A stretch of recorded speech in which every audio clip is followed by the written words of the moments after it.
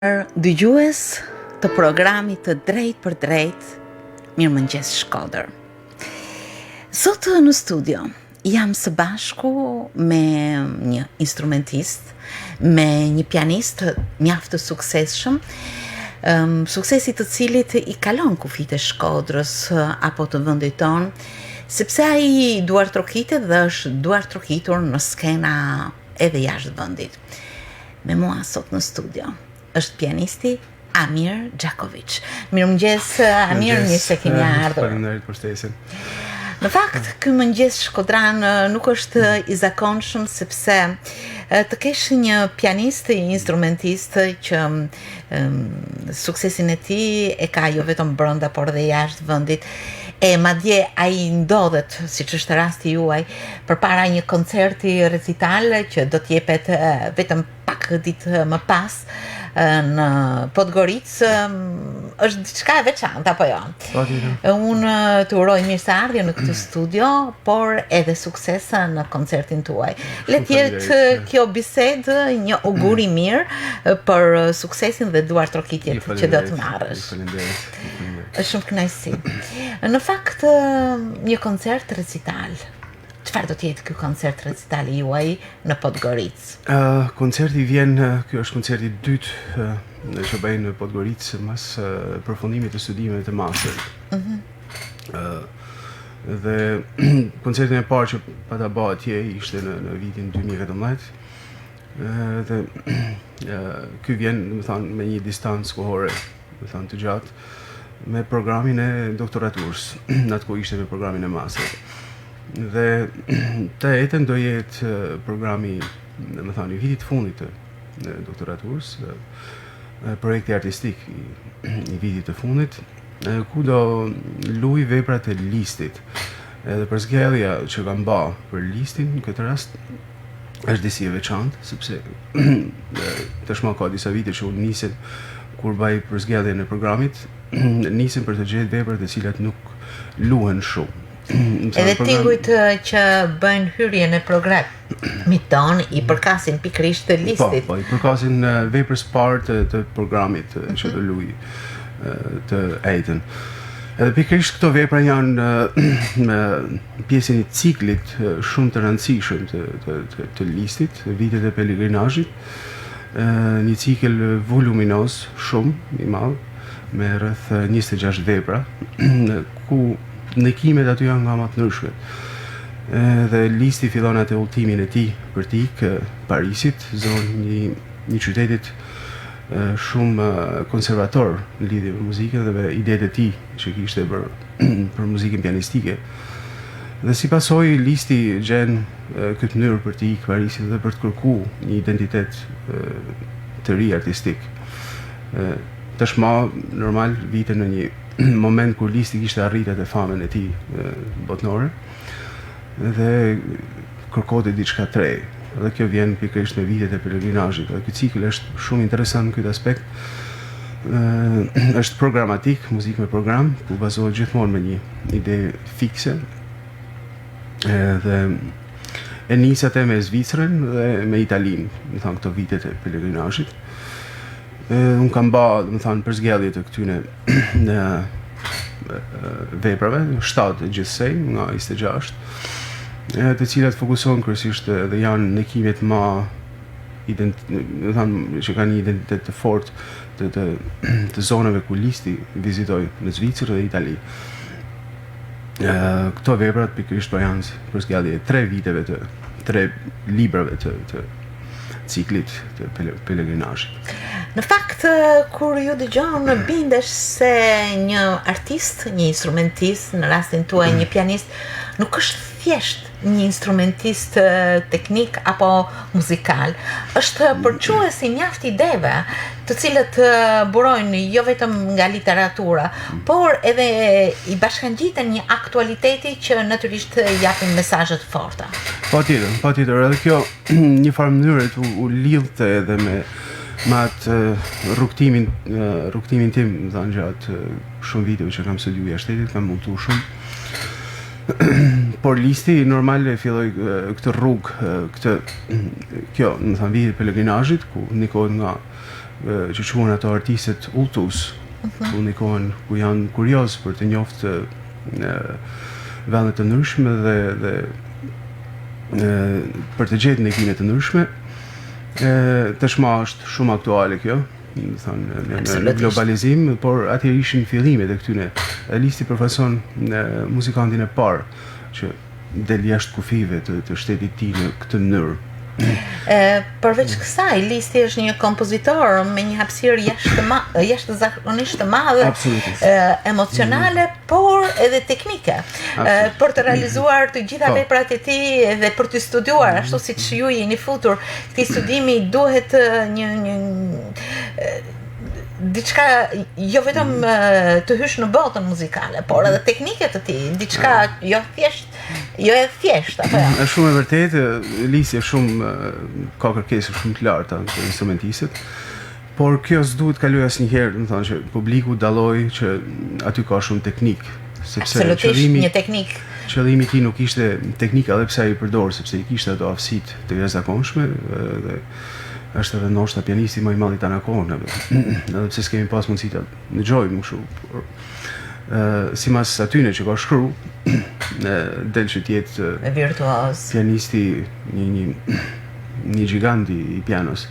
Është i pa imagjinueshëm realisht, Në fakt, repertori i këtij koncerti recital përmban vetëm Liszt apo ju keni bërë ftesa edhe të kompozitorëve të tjerë që në një farë mënyrë të futen në një mozaik listian?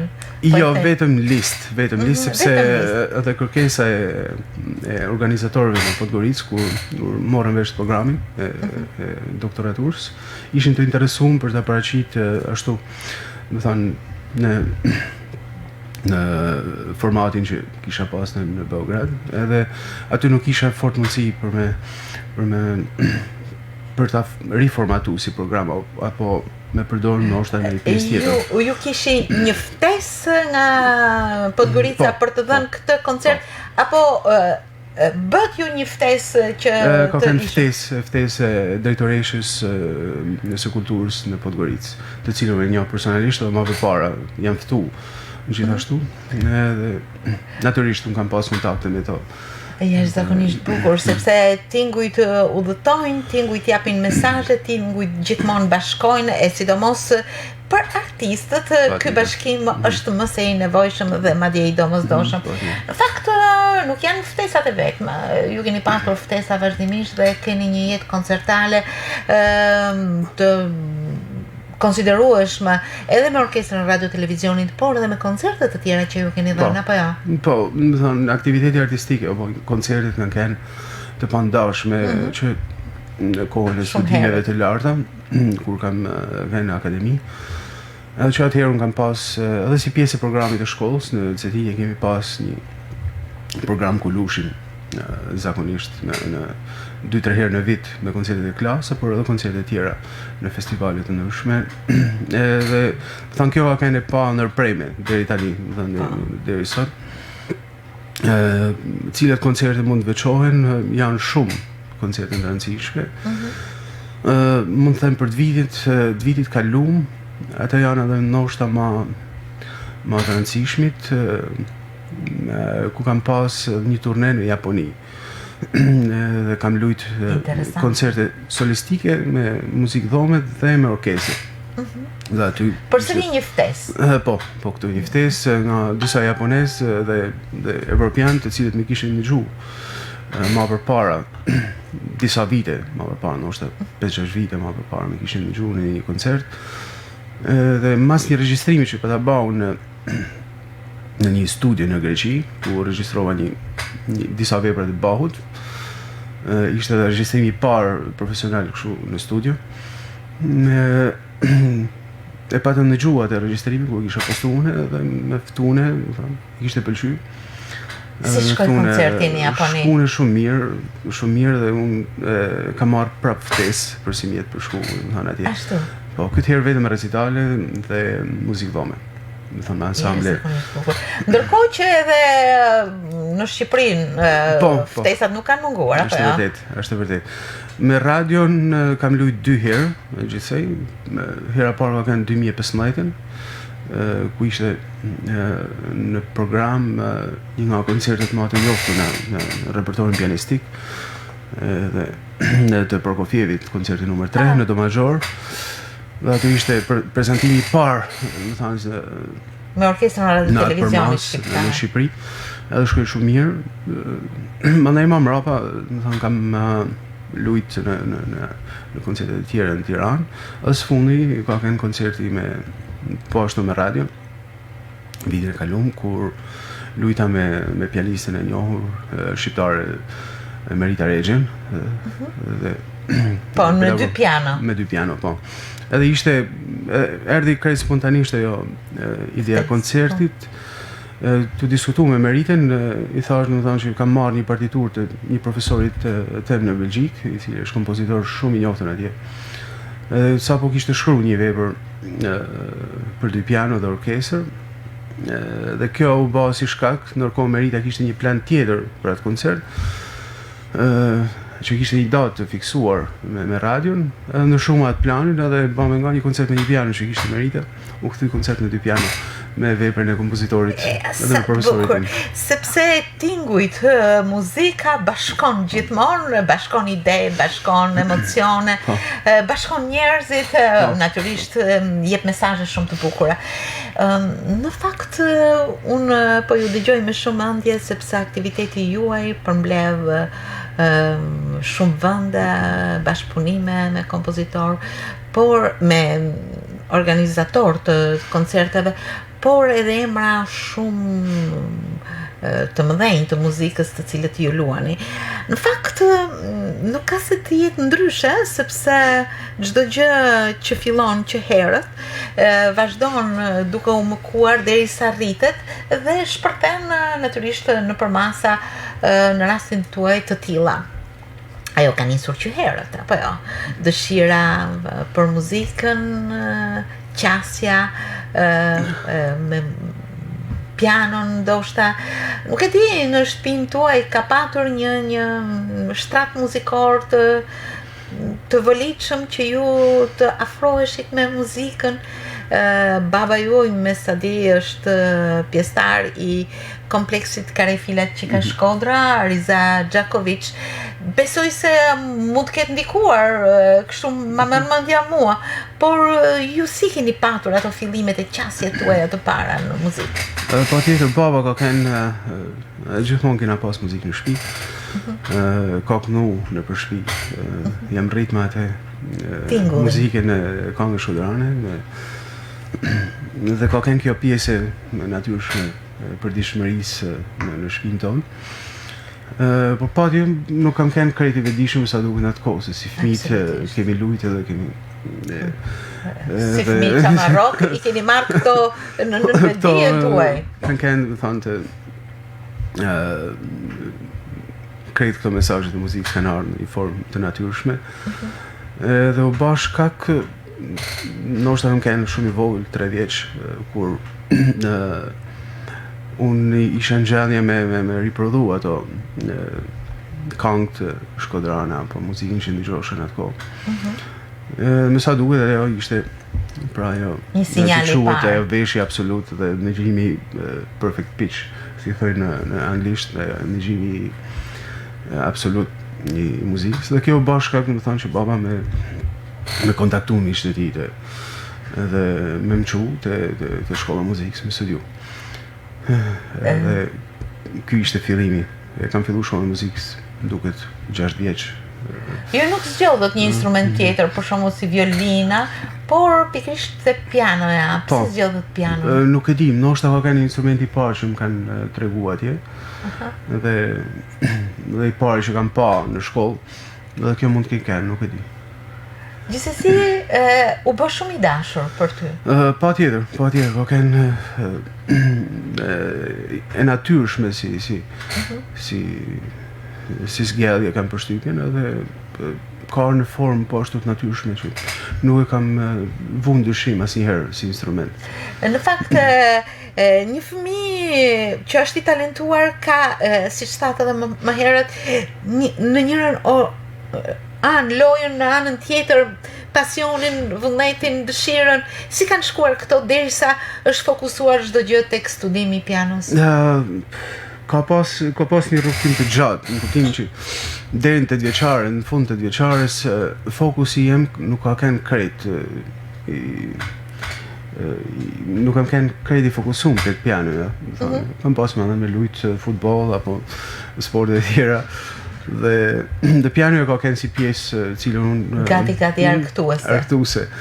Dhe mirë po kisha edhe atë lehtësinë sa duket të mësuarit të programit, edhe I merrsha gjana shumë lehtë, dhe nuk isha shumë orë studimit, më thonë. Mirë po, më thonë, u bashka krejt një situatë e parëndësishme për t'ju fut seriozisht studimit. Të bëhet fjalë në vitin e parë, ndoshta ose në fund të vjeçares, nuk jam krejt I sigurt.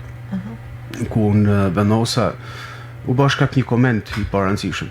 Do thënë, edhe unë mendova po pse nuk mund ta bëj unë këtë studim. Dhe këtu fillova me studiu rregullisht. Absolutisht seriozisht tashmë. Dhe u bë dhe shkak një profesor shumë I rëndësishëm në shkollën e muzikës.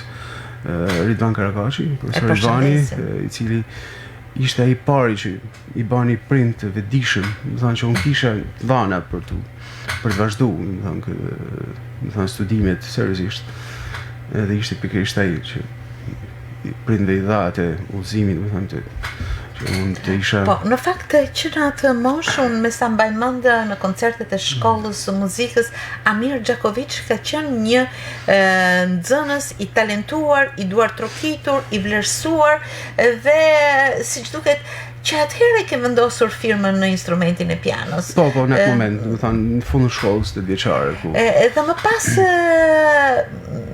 ashtu siç përgjatë gjithë rrugtimit ton tashmë, kontaktet me muzikën I kanë kaluar kufit e Shkodrës, ke vazhduar kontaktet me Tiranën, me mësues, me pedagog të ndryshëm, po?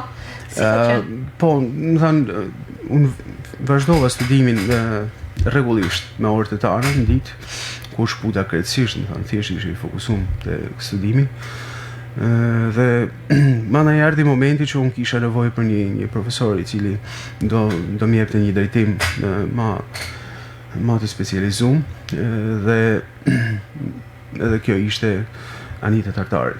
Edhe për këtë u bë, domethënë, shkak profesor Ridvani, I cili falenderoj shumë, jam shumë mirënjohës, sepse janë këto momente të rëndësishme të cilat vendosin, domethënë, rrugën e dikujt. Edhe me Anitën pa ta studiu deri në fund të shkollës së mesme. Jo formalisht, sepse formalisht isha në shkollën e muzikës. Dhe ajo më dha ato bazat për të vazhduar më vonë se në kuptimin profesional të fjalës. E më pas rrugtimi juaj në formimin tuaj vazhdoi përtej kufive të Shqipërisë. Apo jo? Po, më thonë, ishte një konkurs, unë kisha në fakt planet për të vazhdu, planet ishin për të vazhdu në Tiranë, në klasën e Anicë, dhe mirë po mora pjesë në një konkurs në atë kohë në Tiranë, në 2002, me sa më mend, ku fitova konkursin dhe njëri ishte një profesor nga Cetinja, profesor shumë I mirë I cili me bani ftesë për të shku në Cetinje me studiu, do thënë në klasën e tij. Dhe pra ishte një krejt e pa planifikuar kjo lëvizje drejt. Si shkoi atje në Cetinje? Si shkoi studimi? Studimi ka shku shumë mirë, në fakt, kam pas këtë fatin me studiu me këtë profesorin rus. Që quhet? Vladimir Bochkaryov, dhe I cili përfaqëson një shkollë shumë të rëndësishme. Shkolla ruse është vërtet shkolla e përmendur me një prej profesorëve më të mirë në Rusi, në konservatorin e Moskës, Lav Naumov, që njihet, dhe përfaqëson një zinxhir pra shkolle shumë të mirë, dhe aty mora u specializova pra në atë shkollën e famshme ruse. Po, ju nuk mbaruat me kaq, përsëri vazhduat në specializime, në shkollimin dhe formimin tuaj. Ma vonë vendosa me në kërku një ambient tjetër, ishte më shumë kërkim për ambientin, sepse tashmë isha formu si pianist. Dhe shkova në Belgjik, në Leuven, në klasën e profesorit amerikan, atje prap një shkollë krejt tjetër, Alan Weiss, ku bana master pra me te. Dhe atje ishte një eksperiencë krejt ndryshe, e kundër të asaj shkollës ruse, një qasje apo një mënyrë e shikimit të muzikës me atë botën ndryshe të Amerikës, i cili të profesori jepte shumë mirë. Dhe aty mund të them që në qoftë se shkolla ruse, shkolla më e mirë pra në përgatitjen në shumë aspekteve teknike, ndërsa shkolla kultura amerikane, se si e shohin ato muzikën, se si përballen me kompozitorët dhe me veprat muzikore. Ajo, më thënë, me dha një me çliroj pra nga një hapësirë të re. Nga më thënë, për ta pas skenën shumë ndryshe. Por përsëri nuk mbaron këtu. Formimi juaj. Po, është relativisht i gjatë, shumë i gjatë. Dhe mrapa fillova studimet e doktoraturës në Beograd me një për profesorët cilët unë më përpara kisha bë studime për një kohë më duket një vjeçare, ndërkohë që po kërkosha një shkollë në Europë. Aleksandar Sertar, një nga pianistët më të mirë që ekzistojnë këtu në rajonin tonë të Ballkanit, është pedagog në Beograd dhe në Ljubljan, ku ka 2 klasa apo 3, sepse jetë në shumë universitete në botë. Dhe edhe ky një profesor shumë i mirë, ndoshta nga profesorët më të mirë që kam pas. Sepse edhe ky kishte studiu në Amerikë dhe me një nga pianistët më të famshëm dhe pedagogët më të famshëm në botë, Leon Fleischer, i cili përfaqëson një shkollë shumë të rëndësishme, do thënë pianistike dhe po ashtu një rrugtim, do thënë një zinxhir profesorësh. Që fillojmë nga Listi, Schnabel, Leon Fleischer dhe ky. Dhe gjithë kjo shkollë pianistike shumë interesante, dhe ky ka një teknik shumë të veçantë pianistike, nga i cili poshtë kam mësuar shumë. Më thënë si një rrugtim fantastik do ta quaja unë, por jo fantastik me fantazi, por me një realitet që prek natyrisht një studim riguroz, prek një seriozitet dhe përgjegjësi për çdo ditë, për çdo tingull, për çdo tast që shkelet, për çdo mënyrë teknike dhe muzikale që trajtohet. Kjo do thotë që ju keni studiuar shumë. Po, pjesë e studimit është e detyrueshme. Nuk ka hapësirë, më thënë, për ta lënë studimin. Dhe sepse skena është e pamëshirshme. Nuk lën hapësinë për me manovru. Dhe instrumenti pianos është ka shumë kërkesa, kompozitorët kanë ato specifikat e veta dhe kërkon një rutinë punet të përditshme, shpeshherë mund bëhet monotone kjo rutina dhe gjithmonë jemi në kërkim, do të thënë çdo pianist i cili merret me këtë profesion është në kërkim të formave kreative, se si mos mu bë rutinë, do të thënë mos mu bë mytse, mos mu bë një pjesë e mërzitshme e jetës. Kjo do të thotë që ju e keni të përditshëm, të për orshëm pothuajse studimin, ose në një mënyrë tjetër talent plus vullnet baras me sukses, apo ja? Po, është vërtet kjo, Një violinist të famshëm kanë pyet si shkohet në Carnegie Hall, salla e famshme në New York. Edhe ka thënë studim. Absolutisht. Nuk ka rrugë tjetër. Përpara se të keni ardhur këtu në studion tonë, megjithëse është mëngjes, ju patjetër që keni takuar tastierën e pianos. Sot jo. Ishte shumë herë. Sot kishte emocione të tjera. Ishte shumë herë. Por kjo është e përditshme, apo? Është e përditshme dhe kërkon një përgatitje psikologjike, përgatitje shpirtërore për të ulur në piano. Nuk është thjesht diçka kështu rutinë. Kërkon një farë përgatitjet. Më bëri përshtypje rrugtimi juaj i studimeve, por edhe formimi në shkollat bazë të artit, qoftë lindore me rus, me për pedagogun rus, por edhe perëndimore. Por njëkohësisht ashtu siç thatë më herët në koncertet që u keni dhënë, kompozitor klasik që përmbledhin jo vetëm periudha të ndryshme, por përmbledhin shtylla të forta në repertorin botror pianistik, Liszt, Prokofjev, kompozitor Bach, natyrisht janë shkolla të veçanta, teknika të veçanta, trajtime natyrisht që lidhen me formimin e tyre dhe shkollën e tyre. Kjo do të thotë që ju jeni gjithmonë në kërkim, ju jeni gjithmonë për të eksploruar botën e kompozitorëve të ndryshëm, apo jo?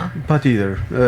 Kjo ka disa vite tashmë, që unë jam nisë në kërkim, jam gjithmonë në kërkim të programeve të ndryshme dhe kompozitorëve apo veprave të cilët nuk luhen nga pianistët, për shembull në rastin e Lisztit, këto nuk janë vepra të luajtura shpesh, sepse ka një ngarkesë, nuk janë të lehta për të luajtur.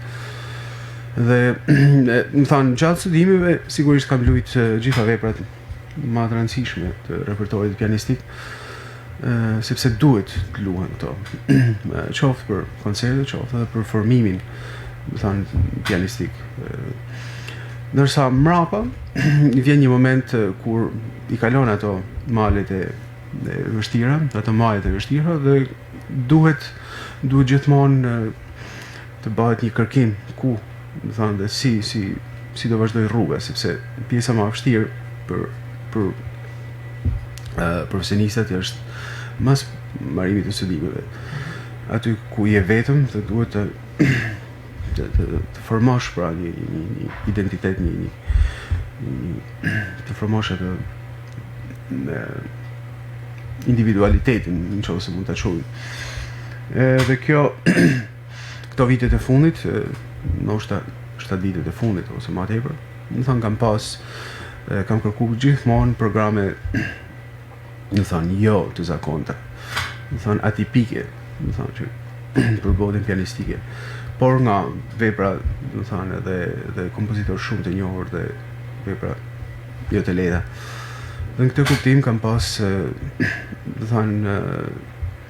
programe me periudha shumë të ndryshme, që nga baroku deri te shekulli 20 dhe shekulli 21, ku luaj vepra të stilit nga më të ndryshmet, nga më eksperimentalit. Dhe edhe pse para disa vitesh kisha një ide, domethënë që të specializohesha vetëm në një stil të caktuar, apo një muzikë e shekullit 20 apo 21, më vonë pash që kjo është e pamujtur, ose në kuptimin nuk ka fort kuptim për mua dhe është më interesante të eksploroj periudha të ndryshme dhe të krijoj këto formatime programesh që janë interesante, por gjithmonë ka një pikë të përbashkët e cila i bashkon. Në rastin e Lisztit është kjo, domethënë, vitet e pelegrinazhit, ku janë ndikimet jo muzikore, jashtë muzikore. Kjo është edhe pjesë e kërkimit doktoraturës, ku unë fokuson te këto ndikime të ndryshme, se si ndërtoj një vepër muzikore në bazë të një ndikimi të një pikture të Rafaelos, për shembull, apo të Michelangelos, apo Liszti krijon efekte tingullore nga ndikimet e natyrës edhe kështu me radhë. Sa në gjithë apo poezia, literatura. Të janë mesazhet që jep arti. Edhe këto gjitha i bashkon pra muzika dhe përcjellen nëpërmjet muzikës me format nga më të ndryshme. Të duket sikur i bëj një aneks kësaj që ju po thoni, por nuk mund të lë pa përmendur edhe veprimtarinë tuaj të përditshme, që është pozicioni juaj si pedagog në Universitetin Luigjë Gurakuqi të Shkodrës. Mund të shpjegoni pak sa punën tuaj të përditshme në këtë universitet? Po, aty kemi në Universitetin e Shkodrës kemi një departament për artet, ku janë 2 programe studimi. Një është për pikturë dhe një tjetër është për muzikë, dhe ky program është pedagogji muzikore, ku ne informojmë të themi kështu mësuesit e arshëm ato që japin. Dhe pjesa e programit është të karakterit më shumë didaktik, të njohjes së instrumentit, ku studentët pak në të lana jeme. Ato marrin ato bazat e pianos, informacionet bazike të rëndësishme për njohjen e instrumentit, që mos futem në detaje, janë pra pjesë e rregullt e ciklit të studimeve dhe punës aty që bëjmë me studentët. Ndërkohë që këto ditë emocionet nuk janë të pakta, sepse nësa kam parë edhe në rrjetet sociale ju keni tërhequr një vëmendje të veçantë, madje shumë nxitse, për koncertin që keni në Podgoricë. Në çfarë salle do jepet? Do jepet në sallën e Qendrës së Kulturës të Podgoricës, e cila është një sallë shumë e madhe, rreth 500 vet. I përket ciklit të koncerteve klasike të 2020, ky koncert jam, dhe unë e hapi këtë cikël. Dhe ato i kanë bërë një reklam shumë të mirë, është për të pasur zili ajo pjesë organizative, thënë drejtën, që kanë me pjesën e publicitetit, organizimi perfekt me gjitha aspektet, dhe ku instrumentisti është krejtësisht i fokusuar tek muzika. Dhe nuk ka nevojë të mendoni që një koncert të tillë mund ta jepni diku në një sallë të Shkodrës, në sallën e Teatrit Miqeni, ose Patjetër. Në shoh se unë marr një ftesë nga institucionet e kulturës për të luajtur dhe në shoh se ata marrin përsipër organizimin e një koncertit, megjithëse normalisht që do luajë. Ndërkohë që spektatorët nuk janë vetëm nga Mali i Zi, besoj se do shkojnë nga Shkodra, miqtë tuaj, të afërmit tuaj. Po, do vinë disa njerëz të thanë që do shohin kanë dëshirë pa koncertin.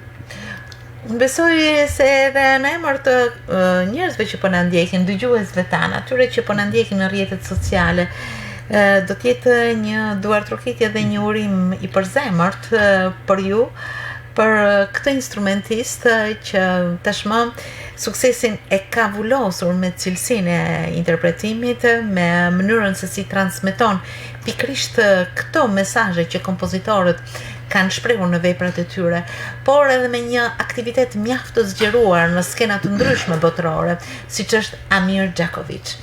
Amir, të falenderoj shumë që erdhe sot. Ju falenderoj edhe juve për gëzime për emisionin.